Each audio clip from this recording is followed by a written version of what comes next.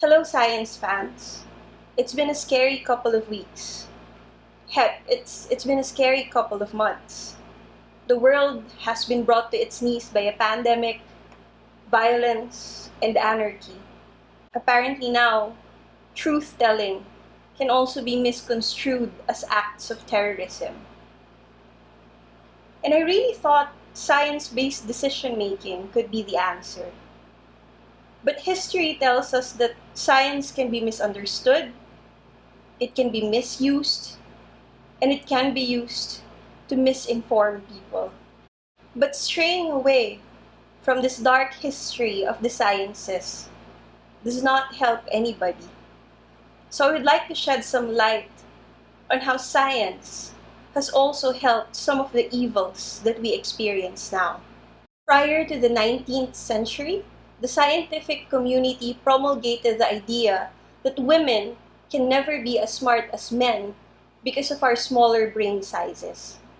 American writer, neurobiologist, reformer, and public official Helen Hamilton Gardner fought against this notion. But that was such a difficult feat considering Charles Darwin himself pushed the idea.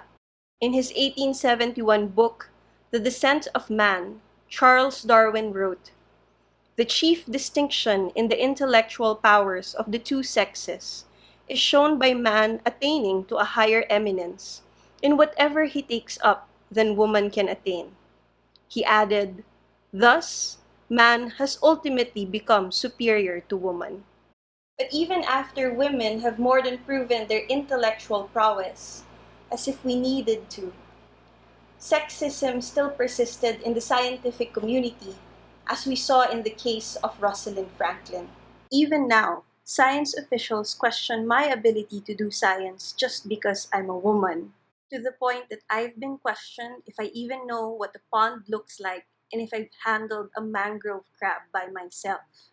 Even now, the oh-so-intelligent STEM community is still primarily male-dominated, with as high as a ratio of 1:4 women to men. Up to this day, women in both science and non-science fields are being paid less than their male counterparts in first world countries. Why is the valuation of our contribution to society being based on the organ between our legs? But it's not just women that science gone wrong has hurt or ignored. For the longest time, homosexuality has been treated as some kind of biological abnormality. Conversion therapy based on pseudoscience, but done by doctors and scientists alike, have hurt so many. So-called treatments ranged from hypnosis, forced copulation, rape, and even shock therapy has caused irreparable damage. And this is all grounded on the generalization that homosexuality is a disease. With genetic technology, there is even a search for the homosexuality gene. For some, it means that they can use it as an argument that homosexuality is not a choice. But for others, it is a justification that it is just another biological aberration. Racism also has its deep roots in the sciences. It even started with Carolus Linnaeus himself, a botanist, physician, and zoologist who created a classification system for plants and animals that became universally accepted in the scientific world, also pioneered defining the concept of race as applied to humans. In his book Homo sapiens, Linnaeus proposed 4 taxa. Americanos, referring to Native Americans as stubborn and easily angered. Asiaticos, for Asians who were greedy and easily distracted. Africanos, for Africans who were negligent. And Europeanos, who were white, gentle, and inventive.